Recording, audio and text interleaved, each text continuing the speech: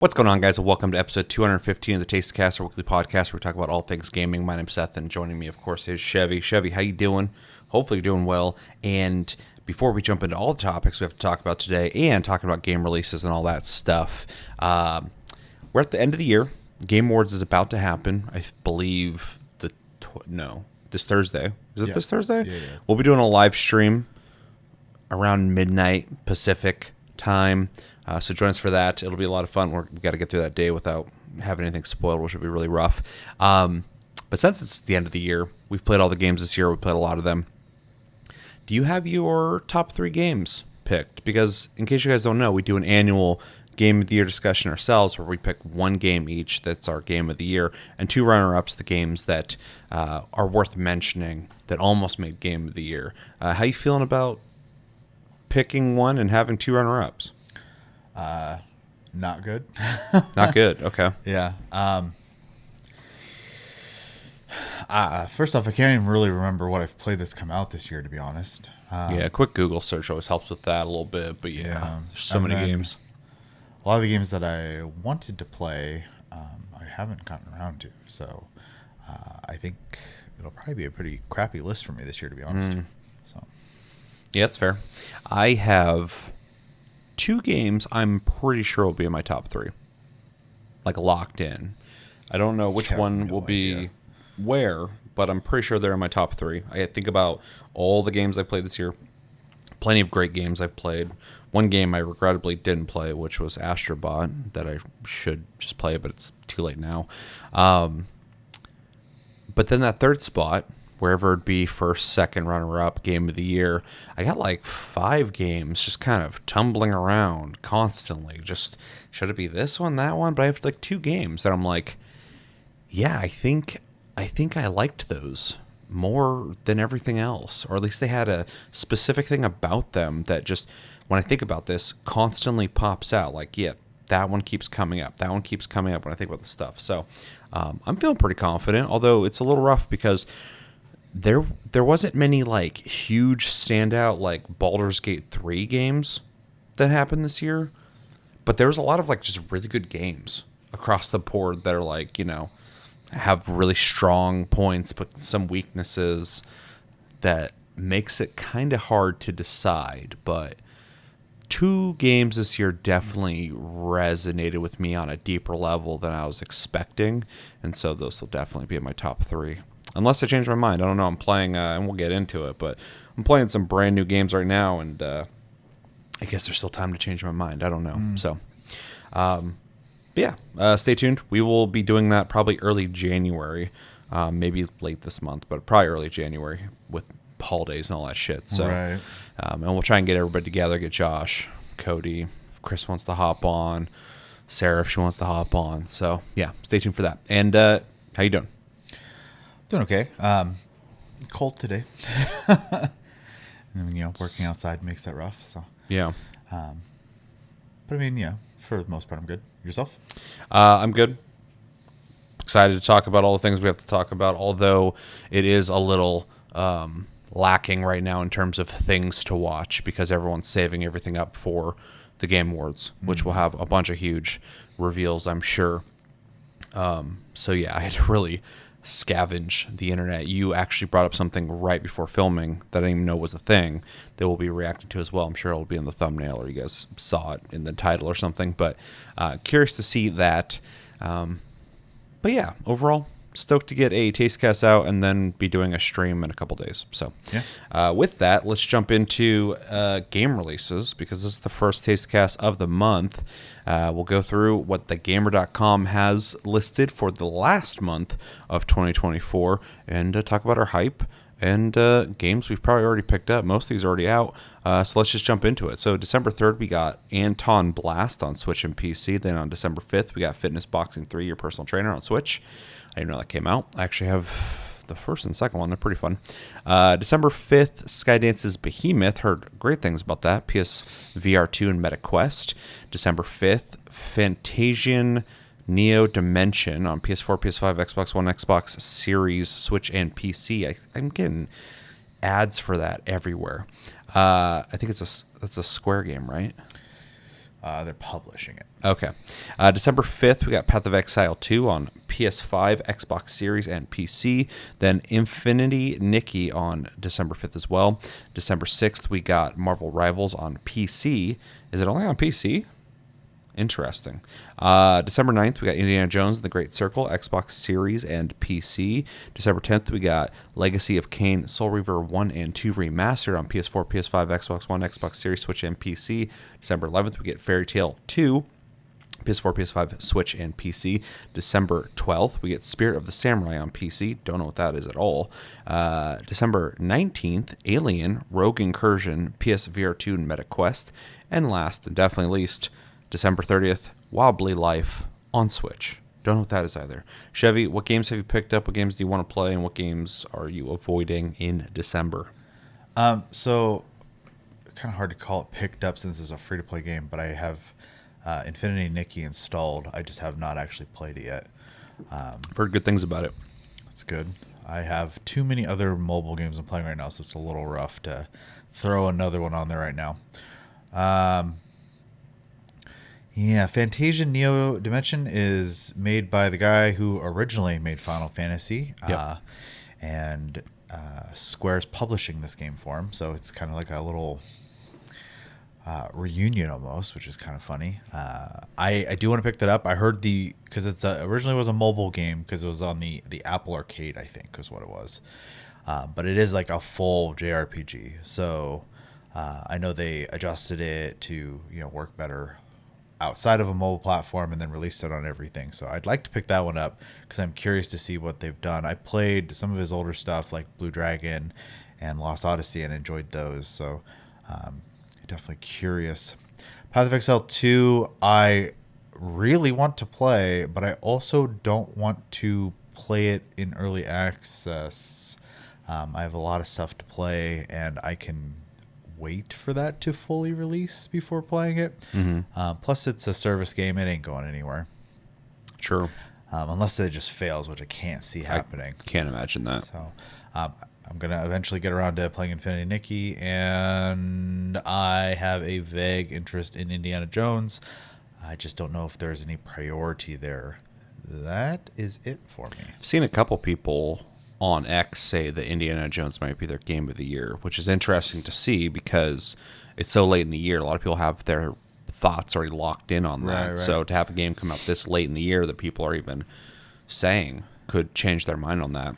Well, it's also interesting too because obviously Indiana Jones as a property has a pretty beloved following to it outside of obviously newer movies, less so, but people I'm sure don't hold that against it so much because the classics are still there. So this could just be for lack of better phrasing right now, a wet dream for some people. So sure, especially if you're a big fan of the property. So yeah. I have a slight interest in Fitness Boxing 3. Sounds weird, but they're kind of fun. They're kind of a fun little game to play with the Joy-Cons. You just basically box to the music. Good way to get the blood pumping, although it's definitely nowhere close to high priority for me. I have picked up Path of Exile 2. I'll be talking about that in a little bit. Slightly curious about Infinity Nikki just because I've been hearing positive things about it. Otherwise, it really wasn't on my radar. I did play Marvel Rivals, so that is free to play. So I guess I picked that up. Indiana Jones in the Great Circle, I am currently playing as well, so that is picked up. I'm curious about Legacy of Kain, Soul Reaver 1 and 2 Remastered. I've been hearing really good things about it. And I don't know what Alien Rogue Incursion is, but it seems to be a VR game that I will not be able to play because it's on PSVR 2 and MetaQuest, which apparently is, even though they're not related, when things are on those things, they're exclusive to those things, which is annoying. I have a Vive, and so I guess I won't be playing it unless it comes out on that. But yeah, pretty easy month in terms of games coming out. I've already picked up the ones I'm gonna pick up, and no huge high priority games except for Indiana Jones and Path of Exile 2, I think. So, yeah. You got anything else? Nope. Let us know in the comments, what games are you guys most excited for? What games have you already picked up? And what games are you planning on picking up? Any games you're avoiding like the plague? Any games that weren't mentioned by thegamer.com? Let us know everything you think about when it comes to game releases in December in the comments below. All right, so let's jump into what we've been playing. And how about you go first on the games you've been playing in like the last week or so? Okay. I don't have a lot to talk about, so I'm just going to go ahead and include my mobile games in this just to have something to talk about. I am revisiting the MiHoYo games because it has been a while, and when ZZZ came out, I decided that I hadn't played it. I had already tried the other games, so I might as well try this one as well. And so I downloaded that, and I re-downloaded Genshin and Honkai Star Rail. Been having fun with them. Not like necessarily in love with Genshin Impact's gameplay style, but the amount of stuff to do and it's really good busy work, and I don't have to think very hard, so it's been nice for that. Honkai is a lot funner than I remember it being, which I'm enjoying, but I also like JRPGs a lot, and that's just basically how it plays. I think that system just works better for me. And then Zenless Zone Zero is fun, but they're doing a soft reboot here soon, so I'm curious to see how it's going to play in about a week. So we'll get back to you on that one. But the new character's coming out, and I really want her because, surprise, surprise, she uses a katana, and I'm a sucker for that. So I will be pulling for that character. Let's see. I also tried Girls Frontline 2. I don't think I would recommend that to most people. It's kind of dry. And I don't even think I know what that is. it's a tactical game. Like Okay. I hesitate to say Final Fantasy Tactics, but that style, Fire Emblem, etc.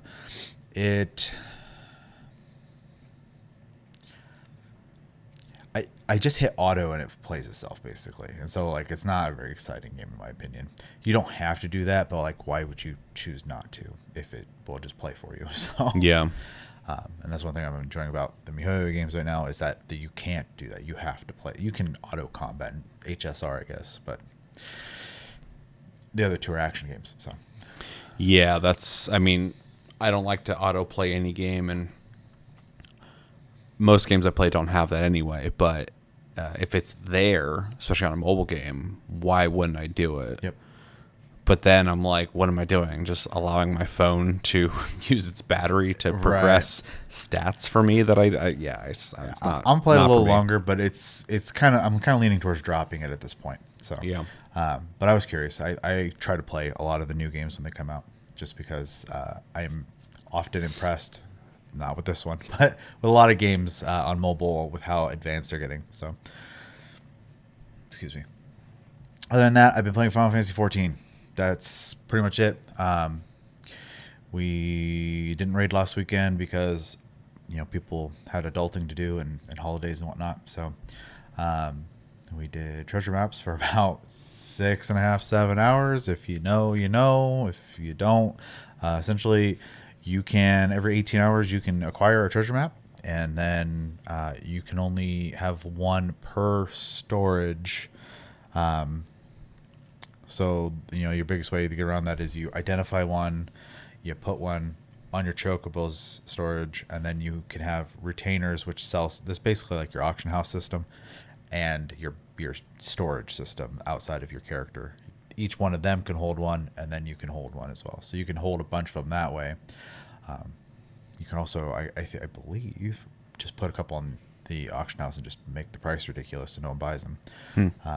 So there's a lot of ways to get around like having just one, because the system's kind of set up for you to have like two on your character at most. So so we ended up having like 5-6 maps a piece, and it just took forever, and people kept logging in and joining, and we just kept going. So I probably made about 1.5 million gil through all that, so it was pretty nice. Didn't get any good drops, so that was just crap drops and residual gil. It was a pretty good night for that. So next weekend, hoping to get the raid in as long as everyone's there, and finally start the second fight. So, but I'll let you guys know when I get there. So Sounds good. that's what I've been playing. All right, simple enough. Games I can't talk about because they are obligatory games. I have played Age of Empires 4. I will continue to play it this month. That is our game of the month, randomly picked.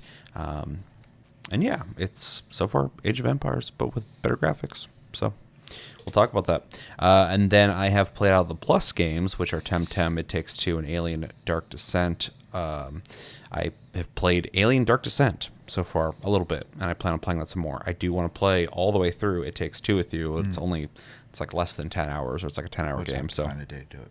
yeah, we can easily knock that out. And then Temtem will be really easy to revisit. We played it and fully reviewed it recently. That video still gets views, which is nice because people are like checking to see if the game is worth playing in 2024 and soon to be 2025. So when we review it, I don't know how much the opinions will change, but we'll find out then. Also, shout out the dude, what's his name? Joseph Ferris, the dude who made It Takes Two. They're revealing their new game at the Game Awards. Oh, sick. So, yeah. Man, I really like all the games they make, so definitely looking forward to that. Yeah, dude's a character, for better or worse, but the products, to my knowledge, are great. I loved A Way Out. So. Yeah, it's really good. And I'm not even going to speculate on what you'll think of It Takes Two because we got to talk about it.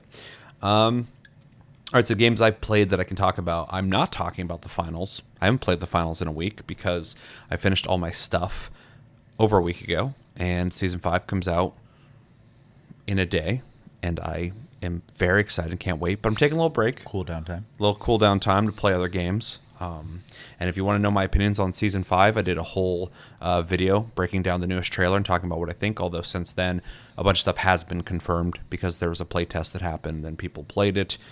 We got the answers we were looking for, but a lot of speculation there, a lot of thoughts on Season 4 and upcoming Season 5. If you are curious about that at all, it's called Osboo's News. And yeah, so not talking about the finals. I played Marvel Rivals, which is the new Overwatch clone that is a Marvel game. It has a bunch of Marvel characters, and I'm probably going to give it another shot, but basically my first impressions of the game is it's a clean, good-looking game, surprisingly. Plays well enough, although it's very simple. Very simple. It's like you move, you run around, you jump, you shoot, and then you press Q to do your abilities. Some people have some stuff that they do that others don't, like Hulk can carry people as one character is able to jump on somebody's back and shoot from it. I'm not exactly sure what the point of that is, but you can do it, so that's cool. But yeah, it was very much like Overwatch in the sense that I was playing in the mode where you're escorting the thing across the map, and basically me and my team were standing there around it, just shooting at the other team. They'll stand on the other side of it, just shooting at us, and kind of reminded me of how much I'm not the biggest fan of Overwatch, I guess, especially because I've been so spoiled by other games. I won't just talk about the finals again, but it was fine, but I got kind of turned off from the game because my first match ever, I went 36-1. I had the most kills of anybody in the match with the least amount of deaths. And that's not me humble bragging, because when I looked at my whole team, someone else did 32-2, somebody else did 28 and like 3 or 4 or whatever. Everyone on my team did like 20 something, 14 something. I think the lowest guy on our team was 14. The other team, everybody had like 2 kills, 3 kills, 1 kill, 0 kills. And fucking one guy had 10 deaths, which is probably all my kills. I don't know.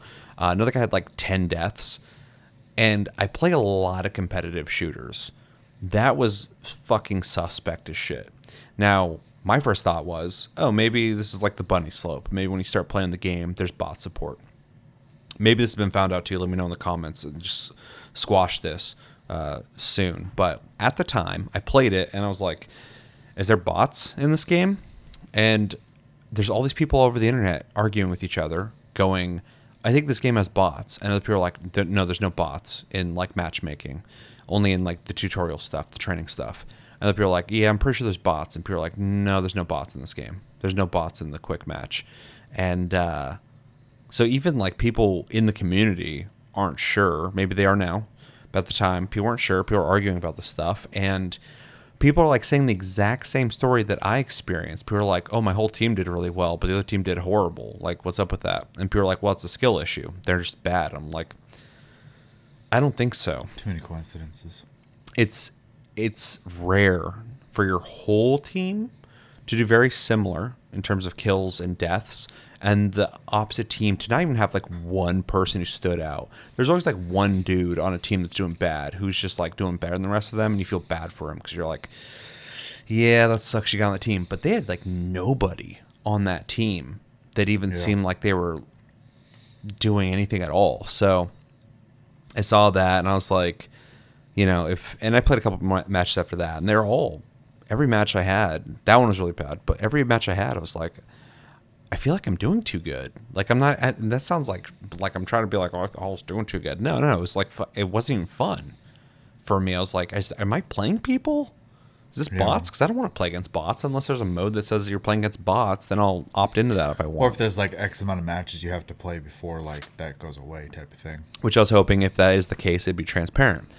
But it didn't say anything to me. And when looking it up, no information. So overall, the game was all right.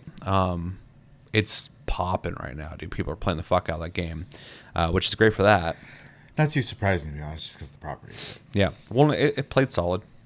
Like it felt good. Yeah, I've heard nothing but good things about it. I just know between it being like an Overwatch style game, which is already popular with a lot of people, and then it being Marvel, that unless it was just terrible, was going to be successful. So yeah, I expected at least a decent bump on release because people are going to be curious about a Marvel game. Yep. But after playing it and seeing the numbers, I'm like, yeah, it makes sense. It was pretty solid, and a lot of people probably aren't going to complain about winning too hard. So it's not like Overwatch is doing that great. So it actually dropped their numbers when it came out. So that was interesting. But I will play some more Marvel Rivals. But so far, I praised it, but I don't know. I think I'm in a place right now where I need something a little more competitive and a little more engaging, I guess, for me. Just more shooter. Yeah, for sure. But it's better than I thought it was going to be. So that's good. Next up, I played Indiana Jones and the Great Circle. I'm only, I don't know, like 2 hours into the game, but so far it's very solid. Looks good graphically, super authentic to the brand. Troy Baker, specifically with his voice acting, is doing a fantastic job. I have to keep reminding myself that it's Troy Baker talking, and then I'm just impressed with him the whole time. There's something weird, though, when I watch the cutscenes. Everyone acts well enough physically, but Indiana Jones's face is always like kind of like blank looking when he's talking, and it kind of throws me off because I'm listening to the voice acting. I'm like, he's doing such an amazing job, like really fucking good. It's crazy how much he sounds like him.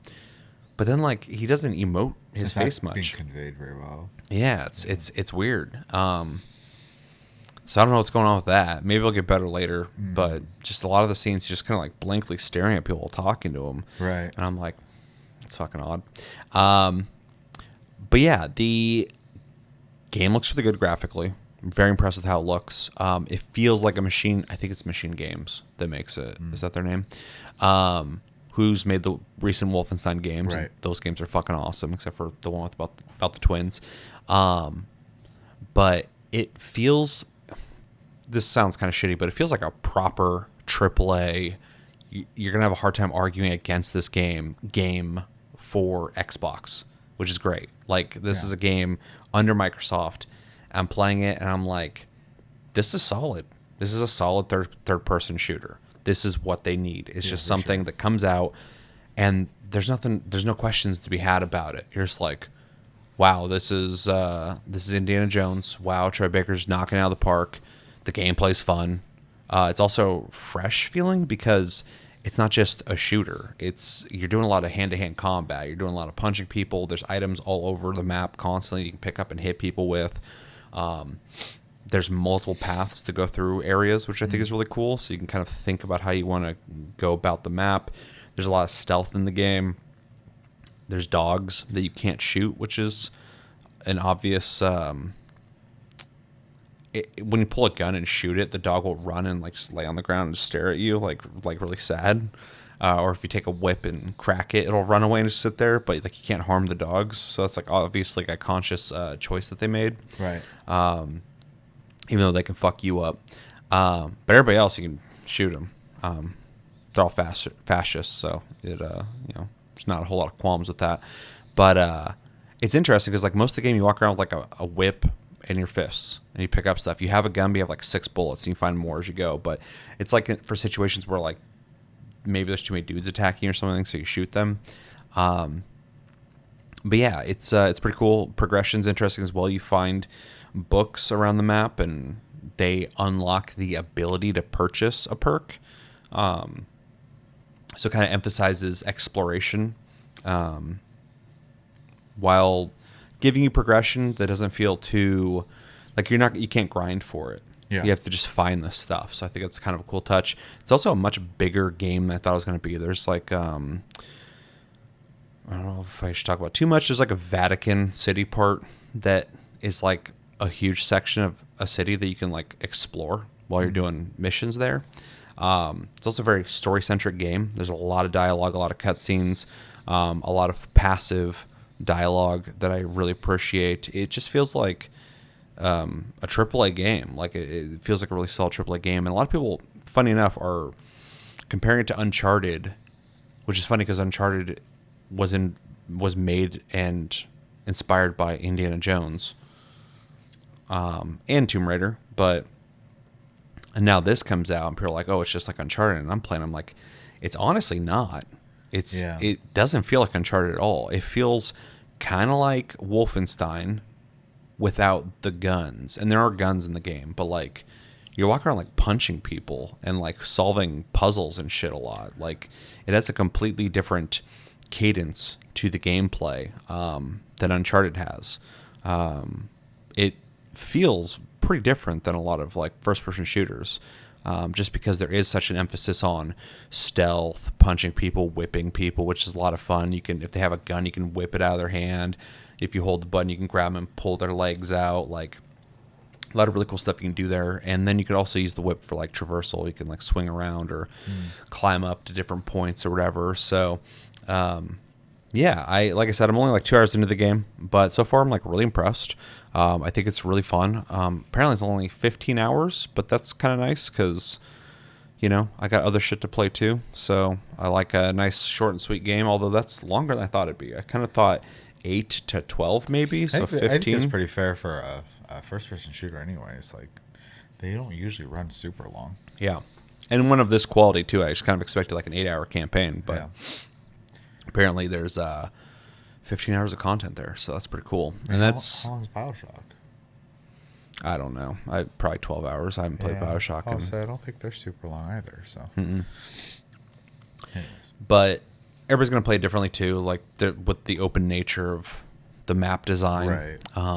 Everybody's gonna have different times, obviously. So, but yeah, I'll keep playing it and I'll keep you guys up to date on what I think of it.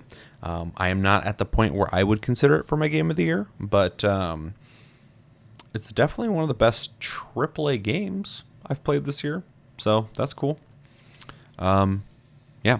And then the last game I've played in the last week or so is Path of Exile 2. It's in early access right now. Will be free to play when it comes out, but you can buy early access right now for $30, $60, and like $100. These are basically supporter packs. You're giving money to them as they develop the game. I believe it's only 3 acts that are available right now. Very similar to when Path of Exile came out. That's better than the first one, to be honest. Yeah, the first one, we beat that pretty quickly, and then we waited for a long time. How many classes are there? There's a lot. I don't know, but I was listening to someone talk about their build, and I was like, man, I just want to play it, but I don't want to play it. I'm in such a weird spot with that game. Yeah. So. Well, I'm in a weird spot too because like I'm playing it, and I'll just be transparent about it. I think it's fucking awesome. It literally feels like the new and better version of Path of Exile in every single way. I'll get into the details of that in a sec, but Josh hit me up because he was just going to wait for the free-to-play to come out, and I was also thinking about it, but then I kept seeing people talk about it. I'm like, all right, I'll spend the $30 and I'll just fucking check it out. And if I don't play it now, I'll play it later. And I'm okay with them taking my money because Path of Exile is one of the best free-to-play games ever made. True. Fucking love that game. And I picked it up, playing it. He asked me, is it worth it? Should I pick it up? And I'm like, I guess this is just kind of my review of the early access. If you pick it up, you're not going to be disappointed. Yeah. It's fucking awesome. My problem is it's unfinished. And so I don't want to go hard on the game just yet because I don't want to do what I did with Path of Exile, what we did with Path of Exile, where we were like really into it. We're playing it. And then we got to that boss. You beat that boss and it's like, this is the end of the early access. Thanks for playing. You can go back and kill shit, but there's nothing else. Yeah. And that was so deflating. I was like, fuck. Apparently they're going to work on, this is what I've heard, so if I'm incorrect, let me know in the comments. What I've heard is they're going to complete the campaign, but they're going to prioritize the end game first before the campaign finishes, which I think is an interesting choice. I understand why they're doing it. End game's what people play these games for. They want to endlessly grind to get the best gear. My thing is with that's kind of interesting. What I think is interesting is by the time the campaign's finished, people are going to have whatever the extent of the gear you can get right now is. They're going to do that grind. And by the time the campaign comes out, you're basically going to be just playing it to complete the story, which the story is told way better in this than in Path of Exile. I would imagine. But you can tell they like sat down and went, we're going to tell like a story in a much better way than in Path of Exile. It's not even just like the tech got better or it's easier. Like there's just like a full on like different philosophy on how they're going to tell it, and they're doing it in such a better way. But yeah, I'm just curious to see how they're going to handle that, or maybe they'll add new items as the new acts come out, which would make sense with new areas. So you're, with that end game, maybe you're only going to get the extent of what's available in the game in the first 3 acts, and as new acts come out, you'll have new things to do the end game with. I don't know how they're going to do it, but it's interesting the way they're doing it. And so I'm really enjoying playing it right now. I have over 10 hours, so barely into it, but I don't want to burn myself out on the game. So like I was telling Josh, if you buy it, you're going to enjoy it for sure. I don't know how long I'll be playing it because I don't want to go all in on it. But yeah, it's great. It's great. They've done a fucking awesome job. Real quick, the graphics are really good looking. The animations are awesome. If you don't follow the channel regularly and somehow you're here listening to us talk about this right now, I'm not the biggest fan of Diablo 4, but I appreciate it because it's a gorgeous looking game and it's high quality. It's not a deep game in my opinion, and making builds isn't that fun for me in Diablo 4. This game has all the stuff I was looking for. I was not looking for that in Diablo 4. I knew it wouldn't have it. But what I want from an ARPG, this game has when it comes to depth, but also has the graphical quality of like Diablo 4. It's not, I wouldn't say it's as good looking, but it's a really good looking fucking game. It's graphically impressive. I love the visual style, the art style. The attacks and animations are fucking awesome. They did such a good job with the animations of the attacks. I have an ice move where I'll shoot ice through the ground, and then where it ends, it'll spike through the ground. But if I keep hitting that spot with ice, the ice starts just kind of building up there. Oh, that's cool. And it's such a fucking cool looking visual. I'm playing a monk, and it's one of the coolest monks I've ever played in a game ever because he actually has a fucking staff. Yeah, one of the people I was listening to talk about it, they were making a monk that had a chance on hit to cast spells as well. So they were just like hitting and casting while hitting. And I was just like, interesting. That sounds kind of cool to me, man. Well, that's what Path of Exile did so well is builds. The depth of being able to make your characters is the bread and butter of Path of Exile. Path of Exile 2 is taking that to the next level for sure. So that's cool to hear. I really like the monk because I'm using the bow staff or whatever, quarterstaff, I think they call it. I don't remember. But in a lot of games when you play a monk, you punch, which is fine. I like that. Final Fantasy 14, Diablo 3, It's pretty much the bread and butter outside of staves. So Yeah, but the animations of watching my guy swing the staff and hitting is like really cool looking. Like just the way they did it. The moves that go with it just looks like a martial arts movie. Like I have a move where I can jump back and hit, but then also, and it's like a dodge, but then you leave an ice block there. When they hit it, they'll freeze, or you can hit it and freeze them. But then I have a move where you jump in the air, you vault with your staff, and then in the air he goes and he like spins and then he lands and smashes, and it just looks fucking so cool. Like you're watching it, just like looks like he's a martial artist. They went above and beyond with the animations. right. So yeah, Monk is awesome so far. The loot is decent. A lot of people are complaining, and I've heard this. and the dev also agrees. So I just haven't played enough to have that complaint yet. I've had one legendary in over 10 hours, so I don't know if that's good or bad, but I've gotten a legendary. So Yeah.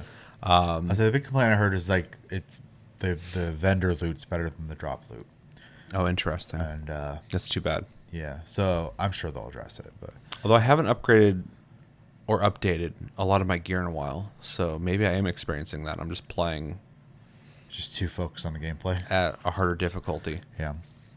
Yeah, I obviously haven't played it, but it's unavoidable to see it online, Yeah. especially because it's in my circle of interest anyway. So Yeah. The game is way harder than the first game. This is, in its gameplay design, the most attention I've had to pay, or the most attention I've had to pay attention to, in combat for an ARPG I've ever played. even Diablo 3's original launch, 'cause Yes. that was rough. No, but this is like intentional. Okay. Diablo 3 was kind of sloppy in the beginning. This game is, everybody keeps saying Dark Souls of ARPGs. It's not that difficult. If it's that difficult for you, you need to rethink your build. I agree with everybody in the chat in the game that was saying that. People keep going, I can't beat this boss, I can't beat this boss. And people are like, your build sucks probably. And they're probably right. It sounds shitty, but they're probably right. Wow, especially if you're not familiar with Path of Exile, like the skill universe that they let you play in allows you to make your build as shitty or as good as you can. So Yeah, and they're constantly updating the skill tree and resetting skill points. Yeah. Just because it was so expansive that anytime they did anything, they're like, okay, here's your skill points back, because like everything's fucking different now. But what I mean by the game's like more involved is there's more action you have to pay attention to, like attack patterns, paying attention to the boss when they signal certain things. oh, like mechanically. Yeah, and they'll kill the fuck out of you really quick. So you do, and there's a dodge now. You can like roll out of the way and stuff. So you have to actually pay attention. I was kind of thrown off by the first boss. And here's the thing too. Well, it seems like they took some notes from what was that Korean MMO one that came out? The one that was good until it was bad. The end game grind was awful. I can never remember the name of that game. Anyways, it reminds me kind of that, because that game, in its end game, was difficult. So Yeah. Well, this game was harder in the beginning than it is later. And when I was hearing people complain about the game and it being so hard, I fought the first boss and I got my ass kicked 3 times. I was like, oh shit, they're right. This game is harder. It's because I didn't have any skills. yeah. Once I started getting some skills unlocked, the game got more responsible in its difficulty. The game's Probably just balanced around that then. the game's just kind of rough in the beginning because you don't have any abilities, and you're not expecting it, especially if you played Path of Exile or Yeah. Diablo. So many people are like, I'm gonna go back to Diablo, this game's too hard, or like I just want to be able to relax. And I'm like, yeah, I don't know, I have the opposite issue. I want to be involved with the gameplay. I don't want to just lawnmower through everything. Yeah, I mean, that's fair. I mean, both are fair, obviously. But, Sure. And I enjoy the lawnmower thing too, but I also Well, it feels good when you earn that, when you get to that point where you're just mowing through shit. Well, But that was one thing I liked a lot about, and I didn't play Diablo 4, but Diablo 3, when I did play it, was that I hit that point, it was nice, and then you still, the difficulty could keep going up or whatever, and then I hit a wall again and go, okay, I have to overcome this, so I can go back to my lawn mowing, basically. So there were, it was like you hit difficulty checkpoints almost, versus like, I don't know this game obviously, but it sounds like the game's balanced around you having more skills, and if you don't have that, you're just basically not playing the game correctly at the moment. So yeah, and when it comes to skills, there's the trees insane. I played the first game plenty. I've gone through. It looks bigger to me when I look. And when I opened up the skill tree, I looked. I was like, oh my god, it's fucking huge. Like, and I'm already used to Path of Exile having a huge skill tree. But because I'm a veteran of the last game, I started looking through it, going ahead and going like, I'm definitely going to want to go in that direction without looking up a build, of course. Of course, I could just look that up and just be like, this is what I'll do. But, playing it for the first time, I want to have a little more hands-on with it. So right now I'm going for buffing my freeze, buffing my crits, because I'm hitting pretty quickly, increasing my attack speed, stuff like that, basic stuff. Yeah, and then on top of the skill tree, the passive skill tree, you have all these skills you unlock. There's a shitload of them, just like in the first game. But then all of those, as you use them, you get these, I forget what they're called, but it's some kind of resource, and you can use those on your skills to upgrade your skills and start adding properties to them. Okay. So there's a depth to that. There's also, just like in the first game, your gear that you can put stuff on to, if it's like a weapon, it'll add like electric or fire properties. Gemming. Yep. And then, if you put on your armor, it'll add resistance and stuff like that. So it's just, it has the depth I'm looking for from an ARPG. I mean, there's a reason why I love the original game. And then playing Diablo 4, which I'm not trying to bring it up constantly to like shit on or anything like that. But when I played it, I mean, it's its biggest competitors. Yeah. When I played it, I was like, this game's fine. It's high quality, but it's a little casual for me. And so playing Path of Exile 2, I'm like, this is it. This is the RPG I was looking for. So I can't wait for them to finish it. The early access is worth. Yeah, we'll finish the campaign until they start adding on to the game. Say it's an endless game, but yeah. But yeah, just really, really enjoying it. Can't wait to see where it goes, and I'm definitely happy to support them. Just with what they're doing, their philosophy on. I'm sure we're gonna fold at some point, but yeah, well, it's. I'm not going to talk you out of it. I'm just not going to talk you into it either. Right. So, but the game's fucking solid. There's a couple things they got to work on, but I'm very happy with the current state of it. It's been a pretty smooth early access launch. There was one day where me and a bunch of people in chat were all having the same problem of it couldn't teleport back to town for like an hour. So that was kind of annoying, but server issues are normal for a game launch. So I also saw them say today that they were thrilled. The sheer number of people playing the game right now is more than they expected. They said, now the bad news is we have so much customer service requests that we're going to tell you how we're handling it, because there's just too many and you guys need to know what's happening. So, yeah, that's fair.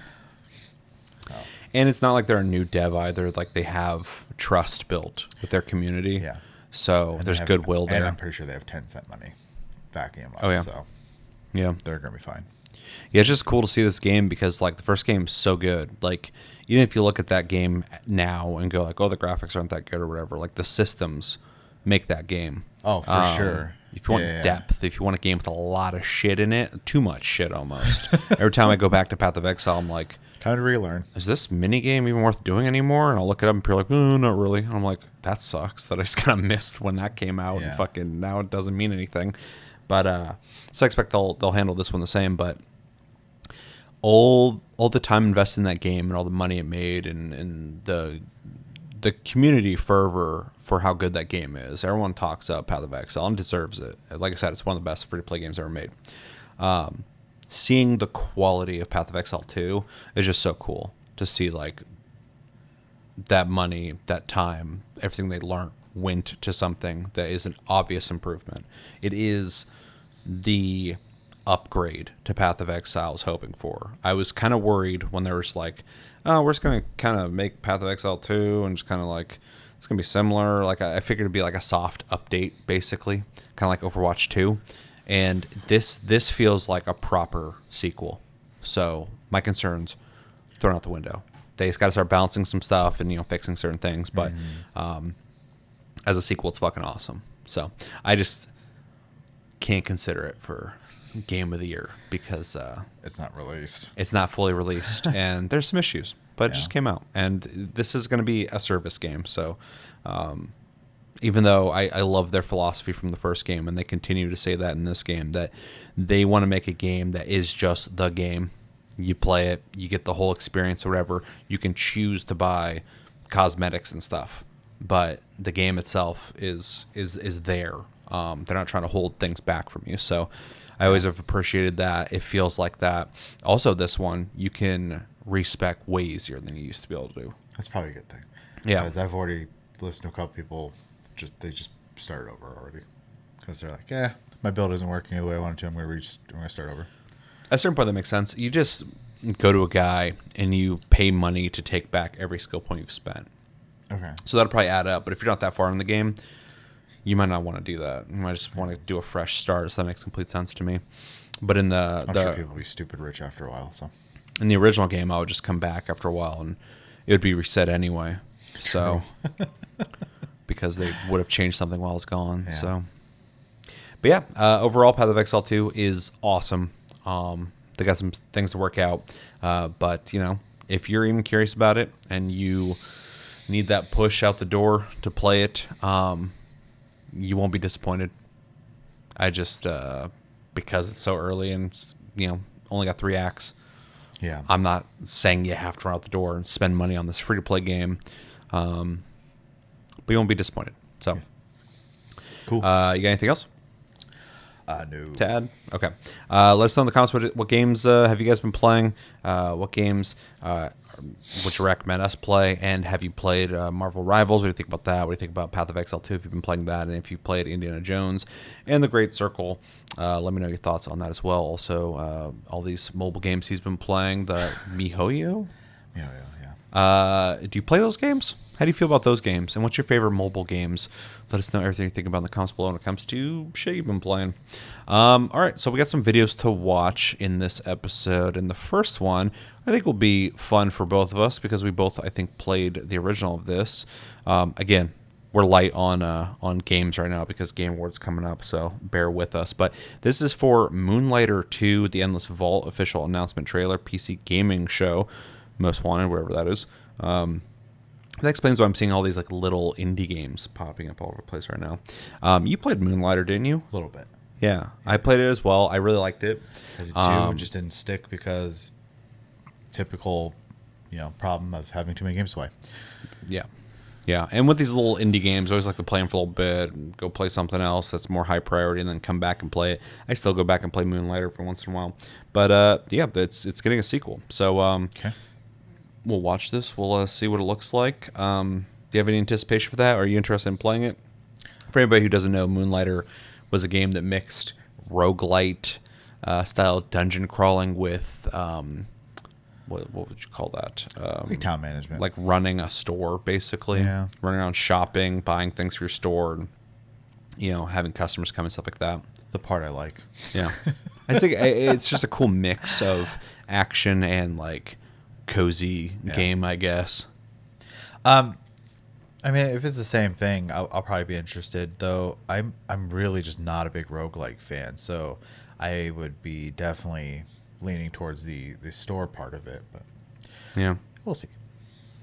Yeah. All right, let's watch this and find out what it looks like. This is Moonlighter 2, The Endless Vault, in 3, 2, 1, go. The life of a merchant should be easy. Oh, it's 3D. That's interesting. Oh, looks like a Yours proper is not. upgrade visually. And yet, you want more. That's a big old backpack, buddy. True. You seek wealth, I love whatever the fuck that thing in the corner is. Yeah. a golden future for your friends, It's interesting. They're able to maintain the visual style, but bring it to 3D. Wow, it's very short. Tell show me, here. little merchant, how much can you take? All right, very short trailer, but actually saw quite a bit there. Yeah. We've made the jump from pixel art to 3D art, showing that obviously the first game did well enough that they could start investing in, 3D modeling and animation, which takes some time. I think the graphic style is very similar. Even the colors look similar to the original game. But yeah, what do you think? I mean, a little bit we saw. I like what I'm seeing. I don't know if I'm gonna love the combat, obviously, just because it's not like my biggest genre I'm into, but yeah, I don't know. I feel like I need to see more like systematic stuff and less trailer stuff. And not that was a bad trailer. Actually, it did show quite a bit. I just need essentially to be able to read some details. Yeah. Yeah, at least this just kind of confirms to us that it's basically the first game, but now is 3D. Because you're seeing the store stuff, you're seeing the action, you're seeing the town stuff. It's a different location. But yeah, I think they're mostly just showing off how much it's been upgraded visually. For sure. Yeah, and the little animations, like right there where, when he sold something and the little happy face popped up, it's fun. So yeah. I'm going to say something that might upset some people. I hope this has multiplayer. Every time I say that, people who hate multiplayer. Here's the funny thing about that. I don't want to get into some kind of disagreement with people. If you like whatever you like, that's cool. But anytime I'm like, there should be multiplayer in this, people who only like single player fucking hate that. And I understand sometimes if it's shoehorned and they waste resources on it, it can ruin the game. Yeah. But if not, you can choose not to play multiplayer, play it single player. I'll say if it's a choice, why do you care? Yeah. Well, I've just recently had a couple people, I talked about a game recently where I was like, it should have multiplayer. And people are like, if they shouldn't be shoehorning that in, blah, blah, blah. And I'm like, the last games had multiplayer. What's not shoehorned? But yeah, it's always interesting. The people who are hardcore single player gamers. Yeah. Fucking hate multiplayer. I mostly play single player games. Yeah. And I don't see the issue. Yeah. Well, with a game like this, the first game plays fine single player. I really enjoyed it, but I just think the format would be fun. Dungeon crawling with a friend, one person, not 4-player or anything like that. Just like 2-player co-op would be really fucking cool. To run a store with your friend, run errands or whatever the hell you're going to be doing in this game, and then doing the dungeons together. I think it'd be cool. They don't got to do it. That aside, that's just the first thing I thought when I was watching this. Like, fucking multiplayer would be sick in this.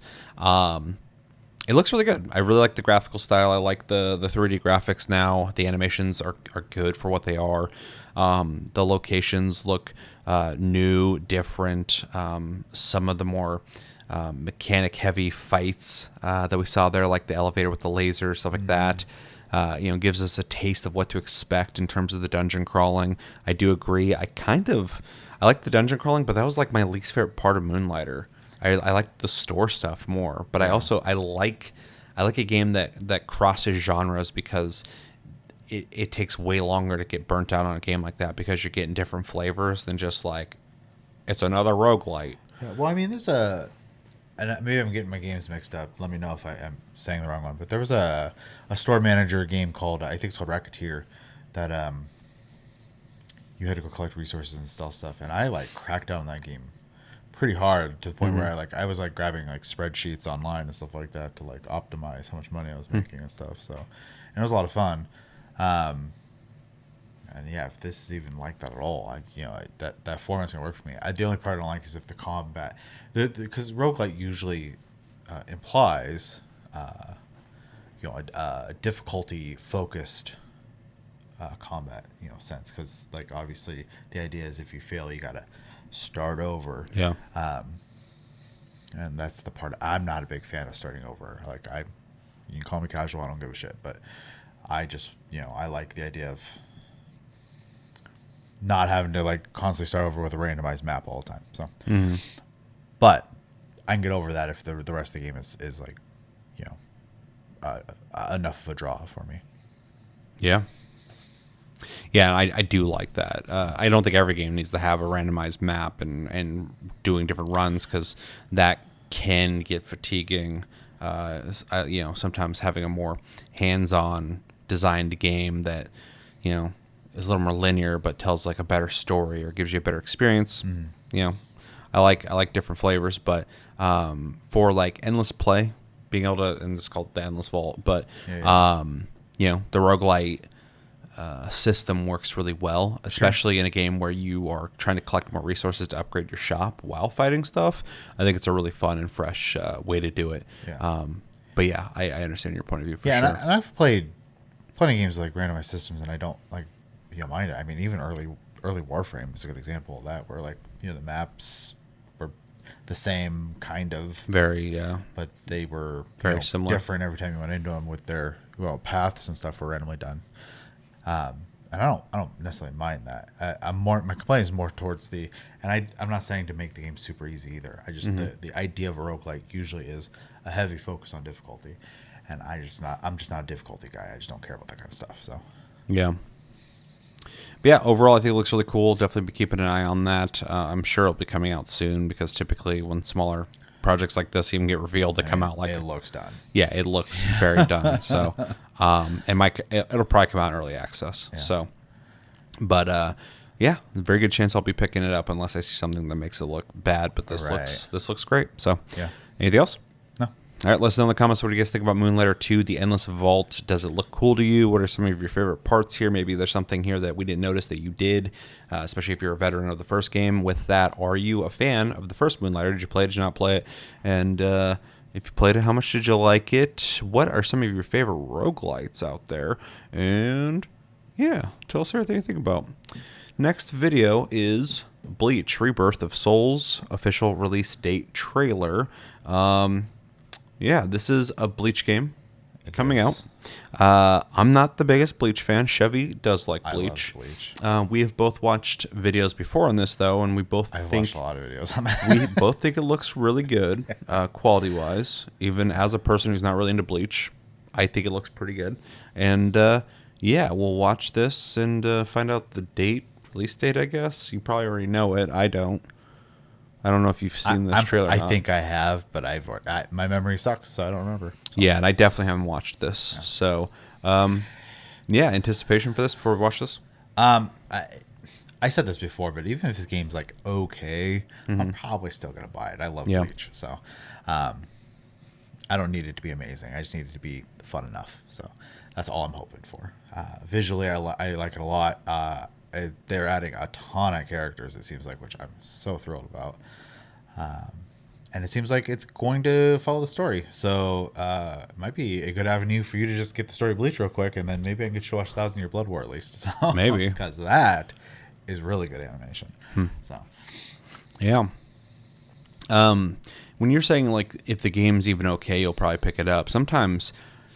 It's like that with anime stuff. Sometimes they're just really bad. Like you play Death Note, Killer Within, and you're like, "Holy shit, this is terrible." Sometimes you're forced to play a supposed Death Note game. Yeah, and you're just like, "Man, anime games can be really bad." But then sometimes you see really good anime games. Oh, there's tons of good ones. Yeah. Yeah, and so sometimes you just kind of accept the decent ones that aren't exceptional, but at least they're not bad. Yeah. So yeah, I feel that. Other than that, it's easy to take a property and make a cash grab out of it. Easily, yeah. And anime that happens a lot with anime games, especially Dragon Ball games. There's like good ones, bad ones, okay ones. Yeah. But I just think the game looks good. We'll watch this though, and we'll enhance our opinions, I guess. This is Bleach Rebirth of Souls, official release date, trailer, in 3, 2, 1, go. I'm sure the voices are going to throw me off bad. Is it English? Oh, I'm sure.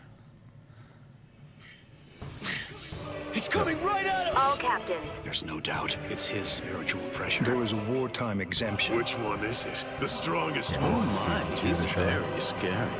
Gentlemen, it is time for us to declare all-out war on these Ryoka. That's funny. Guess so.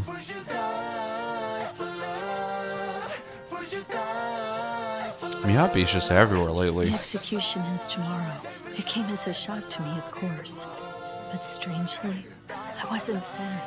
I am not going to let you die. You really want to save Rukia? I don't want to save her. I'm going to save her. Let's go.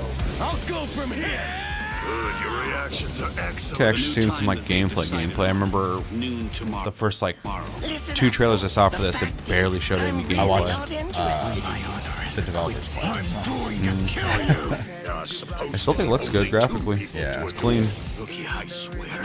So it's like, Why don't I help? was it Budokai or? Yeah, it's, Okay. like, it's a fighting game. If the Okay. execution and the release of the Sokyoku truly are part of Gein's plan, we're going to stop Will it have the like execution. online verses? Or is it just like? I'm sure it'll have some. Okay. I swore that I'd save her. To who? I swore to no one, not one single person. Absolutely no one. Except myself! I'm definitely gonna save you, Rukia. But who in the world is he? Beware, Soifon. Yoruichi, why? Getting like slight flashbacks of what I actually did watch of this show. This is where you stop. So Okay. Yeah, I was like, a lot of this looks familiar. this is season 2. Okay. If miracles only happen once. Why do you insist so fervently on Yeah, if I was a trying to Bleach fan, save I'd be stoked for this. This looks Because good. what Rukia did changed him. It changed Ichigo's whole world. Is that Orihime's English voice? I don't fucking. Ends now. I will stand at So the it's coming out top. soonish. Yeah. Do you really believe that you could ever cut me? So the head Also, captain shout out finally if you're into arrives. anime, we have another channel called Tasty Flicks where we watch animes and review them. I also did a reaction to the 28 Years Later trailer because I'm very excited for that movie. So if you're interested in that, check it out. Man, I don't want to pre-order it. Why do you do that to me? Because they want you to pre-order it. They want your money now. All right. Well, what do we think? I watched it in Japanese, so that was a little jarring for me. But I'm not complaining. It's not what I'm used to is all. Other than that, it was cool to see. It's definitely, I think it's funny they chose season 2 for this trailer. And it looks like it's following all the story beats, which is cool. I like the character models look really good. The stages and stuff. I mean, it all looks really spot on, which is nice. I just hope it's fun to play. I mean, that's honestly the one thing I'm really hoping for. I know when I was watching some gameplay, it does systematically have like a build-up system where you can get up to your power-ups and your Bonkai and stuff like that. If you're not familiar, that's basically their, Super Saiyan, if that's a little better for you. Very terrible explanation, but I'm trying to keep it simple. And then, they've shown a ton of characters already. I don't know how much of the story this game's supposed to do, because, Season 1 is mostly fighting the hollows or monsters, if you're not into it, the property. Season 2 was more this kind of stuff, where it's like people versus people type of thing. So this makes sense to be, I think, more of a showcase of gameplay. How much is more after, or how much is there after season 2? Well, if we're talking anime, there's an entire 3rd season, which is all filler, but was still Kubo helping with it. But it doesn't, like, you can skip that whole season and it doesn't like change the story at all. Yeah, it's filler season. Don't like that. Well, that is a big problem with anime of that era. So, and Bleach was especially bad about it for a while. Yeah, I almost forgot about filler seasons. Yeah, it's crazy. There's just whole seasons. There's like the fact that people would like just stop and take breaks to make seasons now is so much better. For the flow of the show. Yeah, it sucks waiting, but I think people appreciate just having a better end product. Yeah, after this arc though, you have the very long, essentially the Huecomundo arc and the Arrancar and stuff like that. I remember you talking about that. And that takes a while because it's a lot of build up. Then I don't want to go too into spoilers and stuff like that, but eventually, when that resolves, there is a kind of like a little final arc where it makes Ichigo into the person he becomes to go into 1,000-Year Blood War, and then everything changes. So there's 4 seasons before 1,000-Year Blood War thing? 4 story arcs, I think. Okay. The third story arc is like really long. Okay. But it's also really good in my opinion. The 4th one is hit or miss with people. I think it is good, but it is slow in the beginning. And then, yeah, 1,000 Year Blood Wars, really pacing-wise, faster than the rest of the show. But obviously, they're not the story's done, so there's no filler. Nothing to establish. And they're also like adapting a crazy amount of chapters per episode, so the speed is just quick. Like fights that last an episode. It's also been a while too since they've done it, and I'm sure with modern day anime standards, they probably respect people's time a little more than older animes. They actually, so I know this is turning into an anime discussion now, but Studio Perio made a separate studio for the Bleach 1,000 Year Blood War, and Kubo is overseeing it as well because he's adding stuff to it that he couldn't like explain in the manga because he's going through health problems. Okay. So it's actually a more like even the manga readers are getting stuff they've never saw before. It's like more comprehensive, like more so stuff is being shown that was just alluded to. That's interesting to hear that the anime offers more than the manga. Yeah, and so it's been a real treat for everybody who's into it, obviously. Yeah. But that studio, like Studio Perio, for better or worse, they can pump out anime. Their animation's usually kind of meh. And so like this project has been kind of crazy. And now I'm like, redo your other shows. Just start over. Because if they all look like this, that's amazing. So that would be wonderful. But I don't imagine they'll do that. So yeah. Well, has me interested in the newer stuff, even though I have no reason to watch it right now. I could, if you could sit down through a little over 100 episodes, because Bleach is originally like 300 some episodes. So like half's filler. So, and I know which episodes to skip. Yeah. It'd be a long sit, but yeah, filler would burn me out. It'd be so hard to. You wouldn't even watch it. I would skip it completely. So yeah, that's fair. When it comes to the game, though, yeah. Getting back on track. No, it's fine. I just realized we're doing Tasty Flicks right now, and I was like, okay, yeah, sorry, yeah. I think the game looks good, though. I have no affinity for Bleach, so there's no love there, but I am familiar with a lot of stuff they showed here, so that was kind of nice. And yeah, it is really just going to come down to, is the game fun to play? Because I think everything else looks like they've nailed it. It looks like they are trying to tell the story through a video game, and I can appreciate that, especially maybe if the game is fun enough for me to play, maybe I can just catch up via this. And then if I get some interest from it, I might just watch the anime. But yeah, gameplay-wise, I would hope it's got some cool systems. If it is just a fighting game, which it looks like that, I can respect that. But those kind of games don't do a lot for me. That perspective where you're fighting towards them like that, or sideways, I guess it's sideways. It looks kind of. It looks like the camera's almost kind of slightly tilted. tilted. 3D movement. Yeah. And it probably is a slight angle, I'm sure. Yeah. And then yeah, like right there, it looks like you're. Well, that could also be because he was doing a move. Could be an ability. Yeah. And then fights like this and shit, like, which I mean, it looks interesting. So yeah, and I'm curious as a how story, the power up's gonna work because like you obviously have to build up to like your moves. So yeah, I also like that the environment breaks and stuff. There's holes in the ground. There's boards breaking when they're swinging. So there's a lot of cool details here. Definitely, if this was an anime I was into, I would appreciate. And I already still do appreciate all of it, but I would appreciate that they, put some time into it. So, because you can get some really shitty Death Note games. So, anything else? I like how that's just going to be the standard for the bad ones. I didn't like it. No, it was bad. Watch Plus Club if you wanted to know our thoughts on that game. Anything else?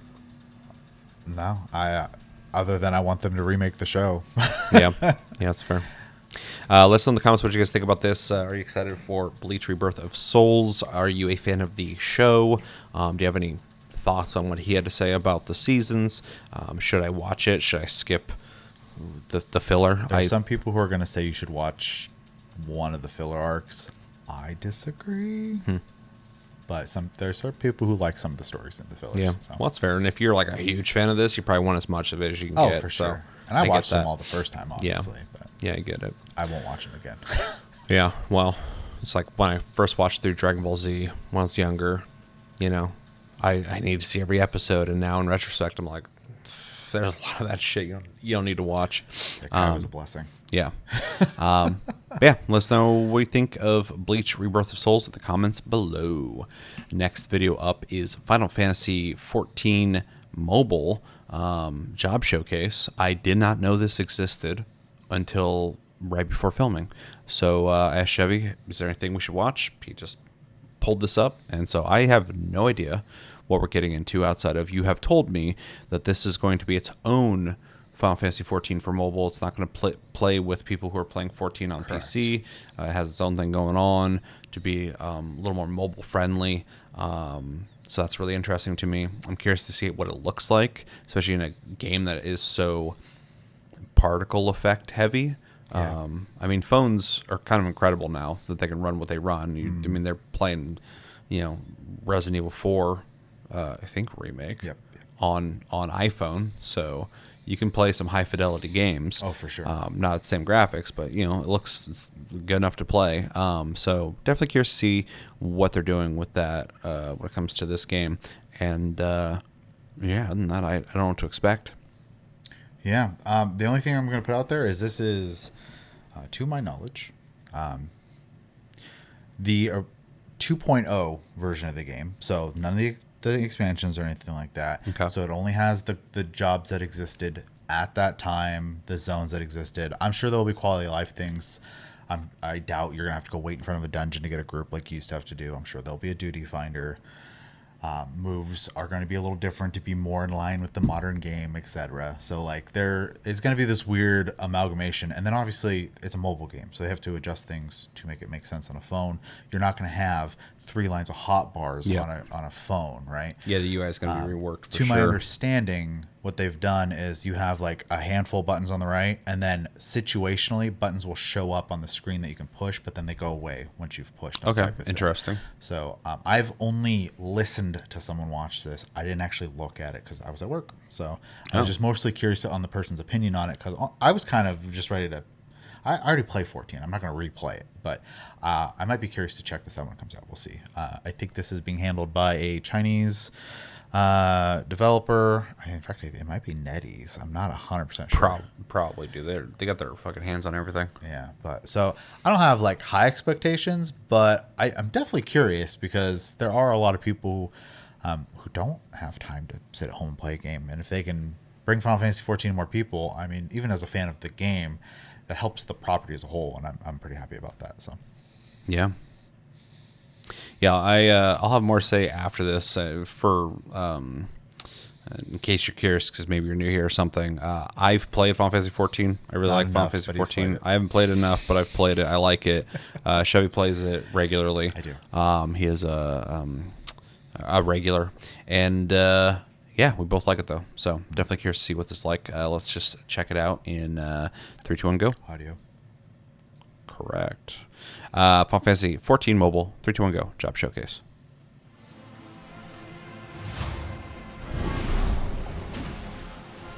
That's pretty decent.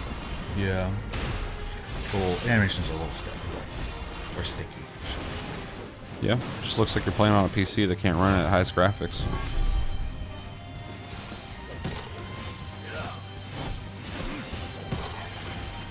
Honestly, it looks bad. I actually think it looks pretty good.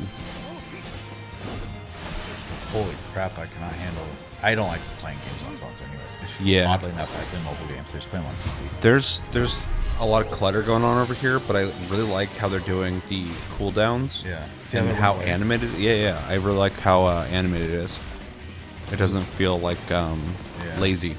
They also showed one of the songs in the beginning, and it was in the middle of the screen, and then right there. So you did the mechanic of the move, and then the buttons disappeared when it wasn't needed anymore. So that's interesting. Ooh, those ley lines look sad. I'm surprised they even got the foliage and stuff going on. Yeah. You don't even need to have that. I'm sure it'll turn off if it doesn't run well on your phone. I'm actually pretty impressed with this.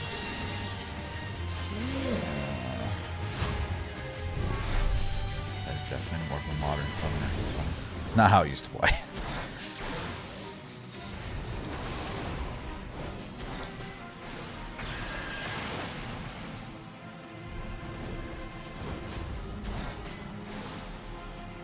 So are they gonna add the expansions later, or? I assume so. Okay.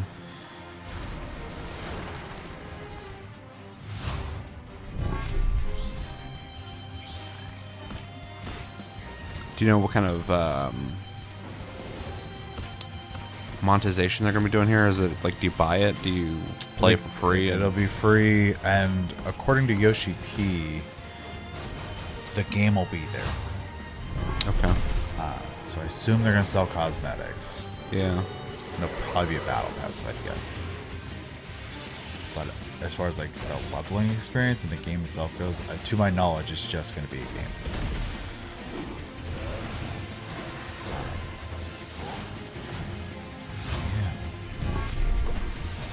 It'd be so hard for me to like invest time because I could just play Final Fantasy 14. Well, that's my thing. Is I'm Yeah. like, I'm thinking this whole time while watching. It's like, wow, this actually looks pretty neat. Like, I kind of want to try it, but then I have to stop myself and go like, you should just be playing 14. Yeah. So why would you fucking waste time playing this? Yeah, I mean, I'm definitely gonna try it.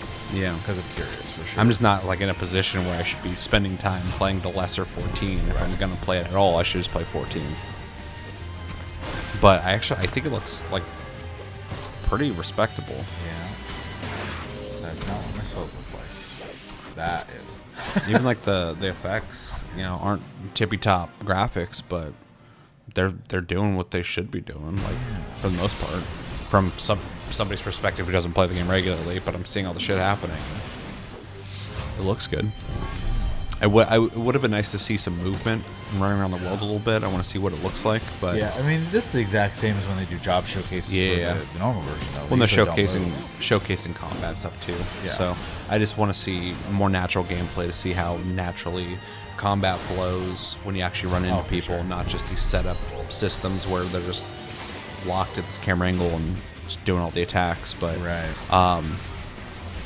yeah, overall, I think this actually looks really good. I really like the graphics are clean and simple and nice looking. You still got all the animations you're hoping for. Obviously not the highest graphics, but they look good. Particle effects look good. I actually am impressed with the UI. It's got a lot going on without being too cluttered, so that's kind of nice because that's one of my fucking least favorite things about mobile gaming, and I don't like playing games on my phone that much. But my big problem is just how much shit is on the screen that I gotta look past to see the game.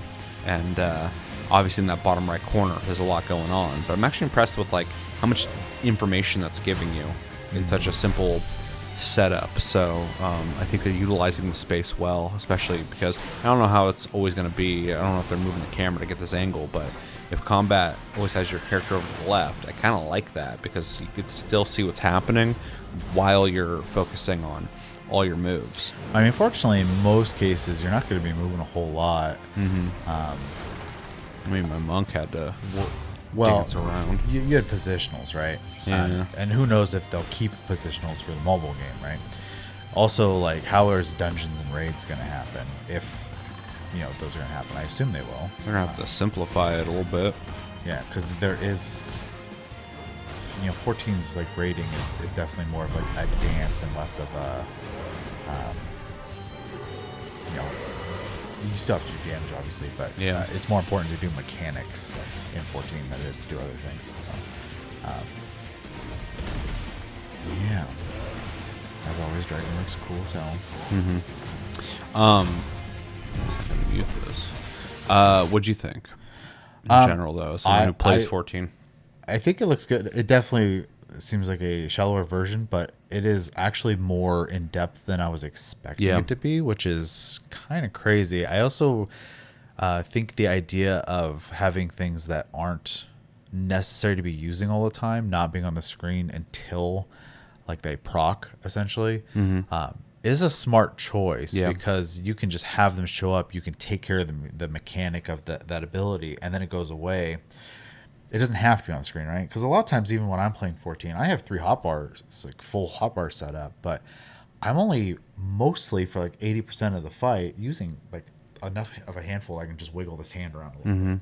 I'm not hitting all those. A lot of them are situational, so you don't really have to have all that. If you wanted to, like, be easy to simplify that process. So, and they definitely thought about it, and I'm sure they got feedback from somebody, at the 14 team. For some of this too. I don't know how involved they are, but it looks like they were involved a bit because it still feels like 14. Yeah. Check out right here. This turns into this move. Yeah, and as he's going, it turns into another move. Yeah. And then it disappears. Yeah, so it's funny because like that button would stay on your hotbar obviously in the original game, but what he's going basically into a rotation, a stance. Oh, okay. And then he can burn that move until that stance wears off. Basically. Yeah, I was just wondering if you could just do like your rotation or whatever, or if there's like moves that only get activated after you've done a certain move. Maybe That's it'll an activated thing. Yeah. And then like what disappears when you're done with it, which I think is a pretty smart thing to do. Because that's, and we already kind of talked about already, but like that's one of the difficult things about, putting an MMO on phones, and there's a bunch of MMOs on phones. There's more definitely new MMOs on phones than there is on like PC, but I've tried to play a couple of them, and I'm like, there's just too much shit on the screen. It's like it's a difficult thing that MMOs are these massive games with abilities that you're using constantly, and to try and mash that all onto a tiny screen. I mean, it's a tough thing to figure out. So I really kind of appreciate some of the stuff they're doing here. Yeah. And then my question obviously is it was similar to what you asked me. I only know a little bit because UHP did talk about it a little bit, obviously. But with monetization, like games aren't charities. Yep. Plain and simple, they're trying to make money. Yeah, they're just giving them away. It needs to feel not scummy if you want people to keep playing it. Yeah, but on mobile, you can get a little scummy and people accept it. A little bit. Yeah. But a lot of that and then you can also quick buck cash grabs and then they die. Yeah. You can also mobile game that's lasted has a decent monetization system. So. You can also hide behind the Chinese developer on that and be like, well, it's them doing that. We're not doing that. So. Yeah, I don't know if I would say that they would do that, but I'm not saying they would do that. I'm saying you can do that easily. When you get when you're just kind of like overseeing a project by a dev that no one has any attachment to, you can make a lot of excuses. So, right. But yeah, I'm curious about that as well. Yeah. Yeah, I'll probably check it out whenever it does release. Though this does also bum me out in a little way too, because they were going to make a Final Fantasy XI mobile game, and that project just kind of died. Oh, and I thought they're still doing that. Really need that game to exist in a way where you can still play the story at some point, because it's an old MMO and it is still healthy, which is crazy. Yeah. But at some point it won't be, and then it is a numbered Final Fantasy game. It's going to need that story to exist still in some capacity. So hopefully they figure that out sometime, even if it's just something as simple as a little 2D remake game or something. I don't care. I just want to be able to access that story at some point. So they should just make a version of it where you can play it by yourself. Yeah. And maybe have just like AI. It's just how much money they got to put into it. You know what I mean? Yeah. So, and they don't have to do that. Yeah, at this point, they they don't need to do that. So we'll see it though. Square's been doing pretty good about, especially with like a Dragon Quest. I guess the Dragon Quest 3 remake's really good, but looks fucking cool. Yeah. I really want to play it. I just don't have the time. I think it's the most sold game in Japan this year. So damn. Yeah. Wow, they love Dragon Yeah, Quest. they love it. It's kind of crazy that a remake of an old game like that would do that. But yeah. I could be mistaken, but I'm pretty sure I read that. Yeah. Anyways, I'm rambling at this point. This looks cool. It's more impressive than I was expecting it to be. It's not enough to make me stop playing Final Fantasy XIV to switch to mobile, obviously, but I'll check it out when it comes out and to get an actual like hard opinion. And if you're someone who doesn't want to pay a monthly fee for an MMO, this might be an alternative for you. So sure, that's a fair point. I didn't even think about that. And I pretty much agree with everything you said. I will likely try this out just to check it out, but I don't think I'll invest the time into it, because if I'm just gonna play 14 because I've already invested time there. Yeah. So. And I would love to see you finish the original story. Yeah, it's been a while since I've played. Maybe I should hop back in soon, once the year's over. Yeah. I don't have all these games I got to think about. So there'll be more games, but yes. Sure, but I'll right now it's like crunch time for me to figure out what my game of the year is. December so always sucks. Yeah. But yeah, pretty cool. I'm exactly where you're at. I'm more impressed than I thought it'd be. with what they've done. So let us know in the comments what you guys think about Final Fantasy XIV Mobile. What do you think about the job showcase? What jobs look the coolest to you? What do you think about the graphics? What do you think about basically what they're doing with Final Fantasy XIV Mobile? And if you have any knowledge or details on how the monetization is going to work, how the just experience in general is going to be, any info you've heard, let us know in the comments. We're definitely curious about it. And yeah. All right, we have one more video left. It is behind Monster Hunter Wilds surprising skill and weapon changes. This is via IGN, and apparently they played or had the developer play this in front of them and explain to them things that they have done when it comes to changes. Some of this might be new information, some of it might not be for us, but I thought it'd be interesting enough, especially right now where there's nothing to react to. So in case you don't know, me and Chevy both love Monster Hunter. We're both anticipating Monster Hunter Wilds. We'll be playing it day one. Easy. Yep. And yeah, we're really excited for it. So let's unless you have anything to say. The only thing I was gonna say is this is one of those games like they don't have to show me anything else. I was gonna buy it anyways. Yeah, there's nothing they can do to make it more exciting for me. Yeah. So but I'm kind of curious to see if they found out anything that we need to know. So yeah, this is via IGN, behind Monster Hunter Wilds surprising skill and weapon changes in 3, 2, 1, go.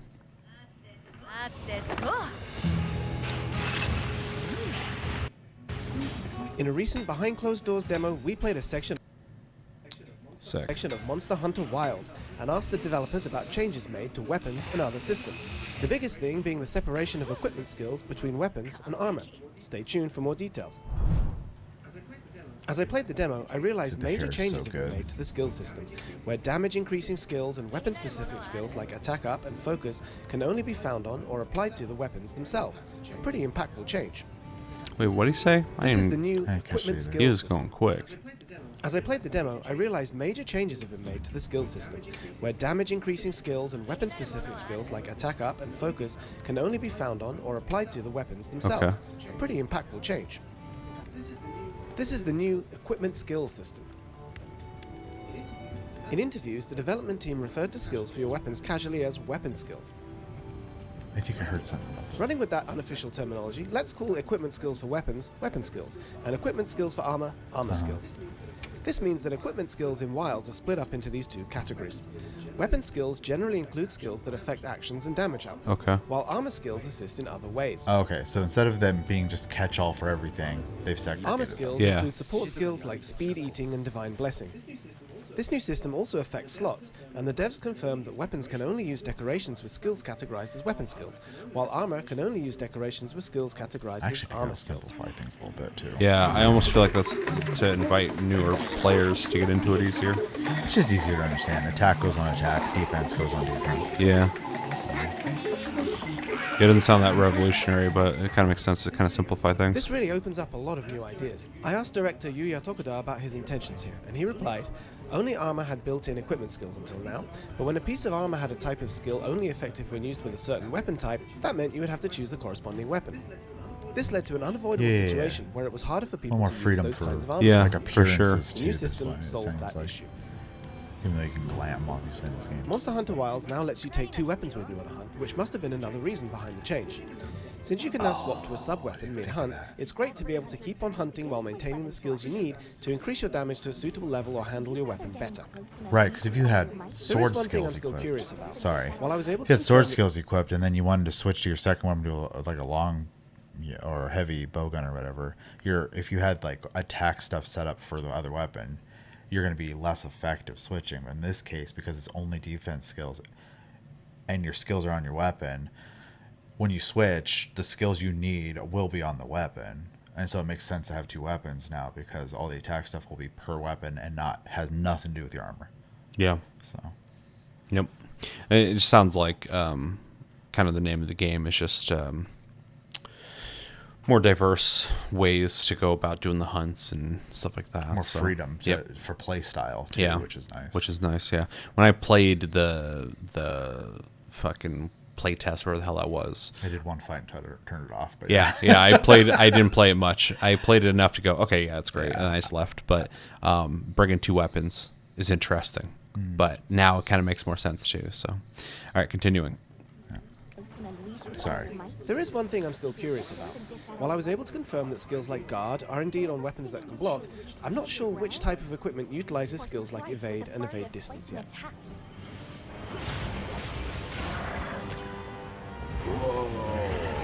Damn.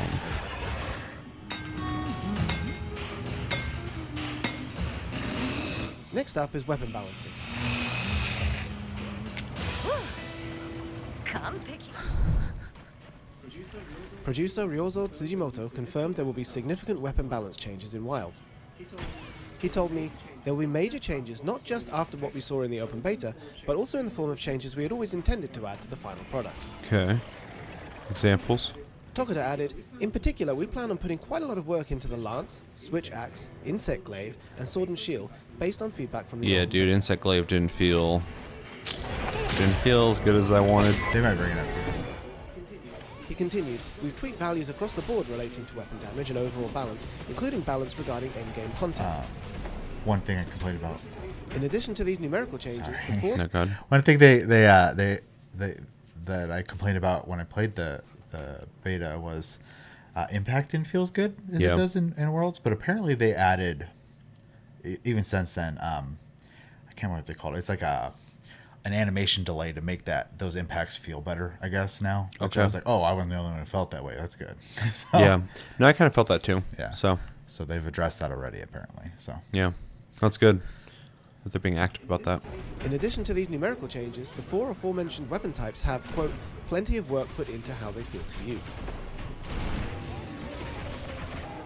While the development side is certainly listening to the voices of the players, they're already taking a proactive stance toward weapon balance changes, and it seems that a proper announcement about the topic will come at a later date.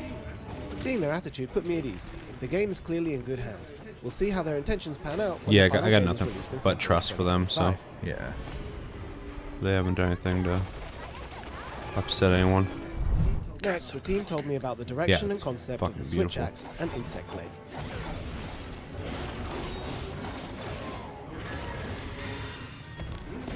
The insect glaive was one of my main weapons, Same. and my very first impression was that there were fewer aerial attacks available.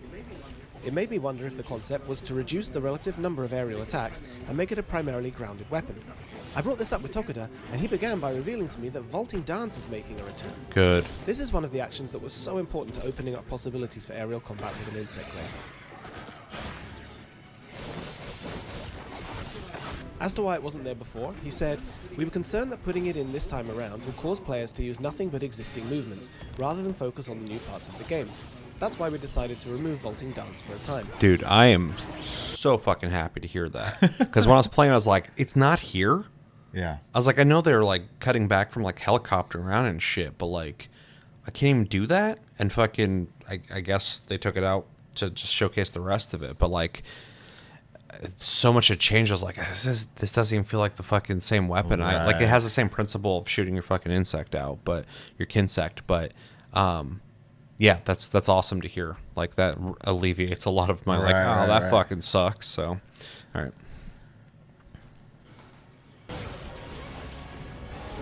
As for the reason it was brought back, he replied, many players at Gamescom and Tokyo Game Show told us that it's not about how strong or weak it is, but that vaulting dance is part of the insect glaive's very identity. We realized that we weren't on the same page as our players there, and so we immediately decided to bring vaulting dance back. I love that they even listened.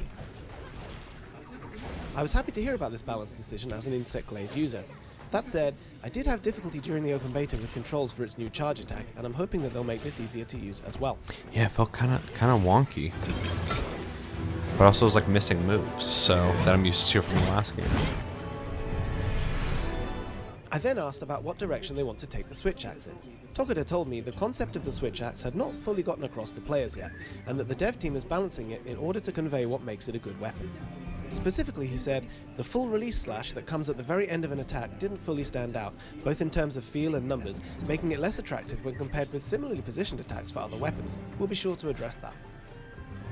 Yeah, so you want people to use stuff if it has a feel-good Hearing about number Capcom's plans attached to to balance the people do switch it. axe to make it a more attractive weapon, and the process that brought them to this decision included, I realized that they're also properly discussing the switch axe, and that it will eventually be balanced. I don't think that should be a point of concern any longer.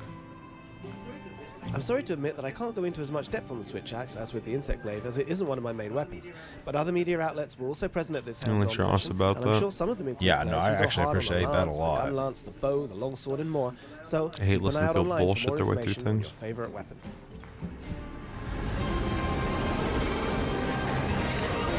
Yeah, I can't wait. For everything monsters and hunting and wild, keep it right here. All right, that was at short and IGN. sweet, but actually went a lot faster than I thought it was gonna go. That's easy when you're kind of absorbed in something. Yeah. Well, I mean, everything they said sounded great. Yeah. It's kind of really focusing on the defense aspects of armor and the skill aspects of the weapons. And then also bringing up that you're bringing two weapons that can be different. So like, I'm fucking tired. My brain's not working. It just makes more sense to not have like, if you need X stat for great swords, and then you said use a bow, you have a wasted skill if it's in your armor. But if it's associated with every weapon, the weapon itself, you can switch and not get screwed, basically. Which in a weird way simplifies things, but also allows for more variety, I guess, in how you go about hunts, which I really like. It's all more freedom, for sure. Yeah, and exactly. As someone who usually only sticks to one weapon, it might actually encourage me to try other weapons. Same. now. That's actually something I thought about too. Is in every game I play, once I find something I like, I'll just stick with it. I'll just go all in on it, and this will allow me some variety in being able to try something out, but not being stuck with it for the whole hunt. I could like bring something, kind of use it for a second, and then go, it's not really working out too well. Go back to what I'm used to. So, and it kind of allows for some play there. Then overall balancing sounds good. I'm glad they're taking feedback from people. It sounds like they're not only just listening to people and like rebalancing some stats, but also bringing whole ass moves back into the game. It's kind of fucking crazy. I did feel the insect glaive. I understood why they made some changes, but it just didn't feel nearly as good as it used to. Yeah.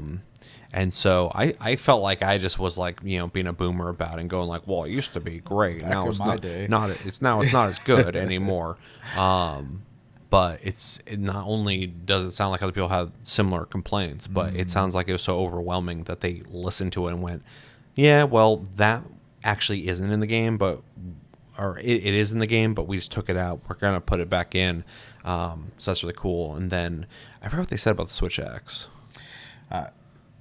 The players didn't really grasp what they were trying to accomplish with it, and so they're making adjustments to try to like bring that more forward, make it feel better, so people will, because they said they have a vision for the Switch Axe, but people didn't get it.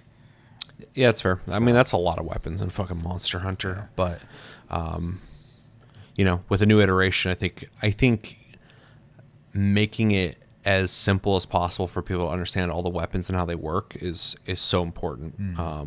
Because they already got so many people to fucking get into Monster Hunter with World. Oh yeah. The game went from like a niche game that like we played back in the day that if you knew Monster Hunter you were in the know, to World being so huge that like everyone knows what Monster Hunter is. Capcom's best-selling game. Yeah, exactly. And like it's not even like, I can't even say that, like if I was to bring up like it used to be a niche game, people would probably pretend it wasn't.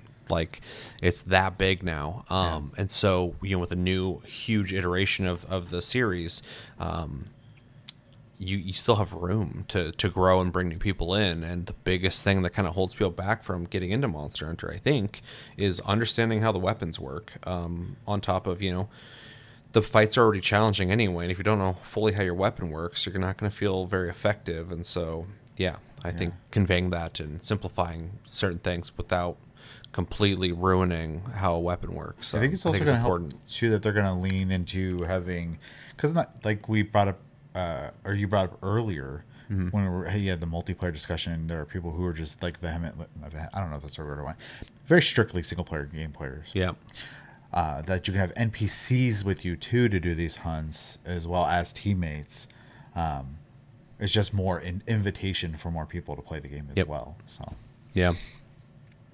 And it sounds like they've just like learned a lot from the last two games, and They took a lot from this beta as well, this playtest. So it sounds like they're just trying to really craft like a game that's even better than World, which is kind of hard to fathom. But yeah, I appreciate not being told you're wrong. If you don't like it, don't play it. And instead of a fantastic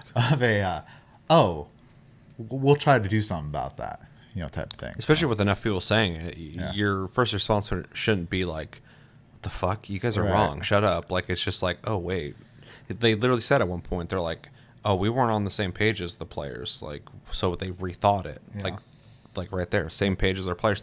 So that's such a great way to go about trying to sell something to people, as opposed to Ubisoft, who is now trying to figure out how to sell themselves to Tencent, I believe, but still maintain control of the company. So lessons learned, I guess. Anyway, their saga is definitely going to be an interesting story. it was sad a long time ago. Now it's pathetic. So I just just put me in charge of Ubisoft. I'll fix things. Man, I can't get over like how good the visual effects are now. Oh yeah, I mean they were good before. Don't get me wrong, but this like using the RE engine,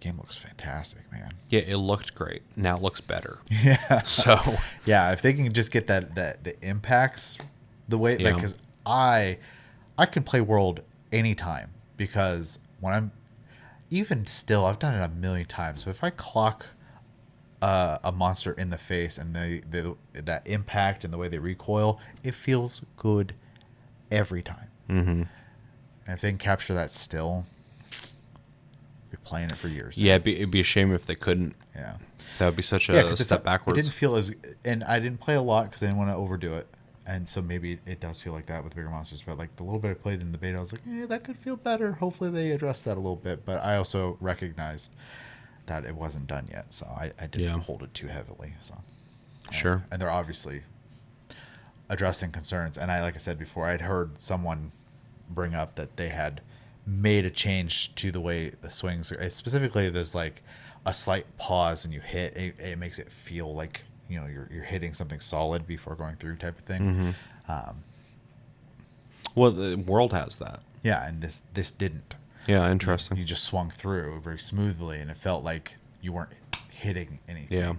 And so like they had that slight pause to make it feel like you're hitting something.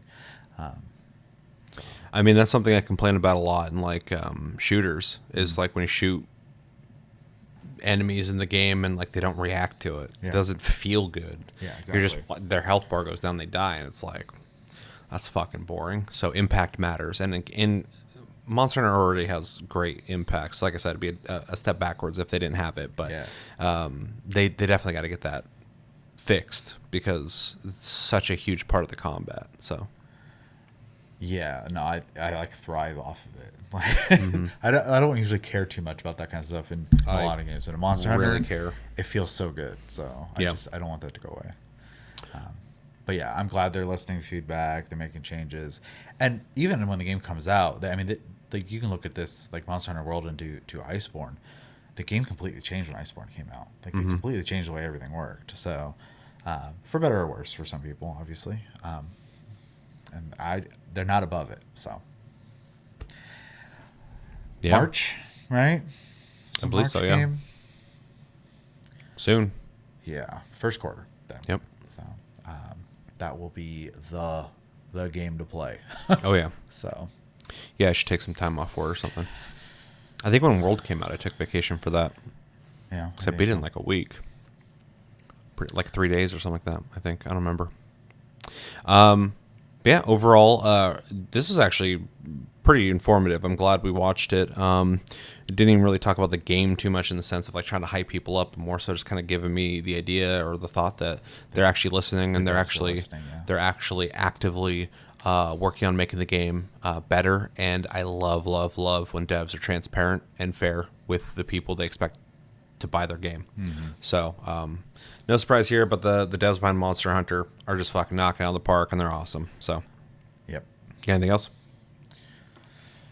No, I'm just like sitting here gushing about all these animations. Yeah. They're so good, dude. I fucking love Let us know in the comments what do you guys think about the surprising skill and weapon changes. What really stood out to you? Do you think these are good changes, bad changes? What would you like to see change? Did you play the playtest, the beta? What did you think of that? And what do you mean? How do you feel about how it is now as opposed to what it was like? Is it better, worse? And how do you feel about the impacts? And let us know everything you think about in the comments below when it comes to Monster Hunter Wilds. That's going to do it for this episode of Tastecast, episode 215. As always, thank you for watching. Thank you, Chevy, for joining me for this conversation. Thank you guys for joining us. And until the next episode, which will be this Thursday, well, technically Friday morning, I guess, midnight. Night for us, morning for most people. Yeah. Game Awards. We'll be watching that live. Until then, have a good one, guys, and take it easy.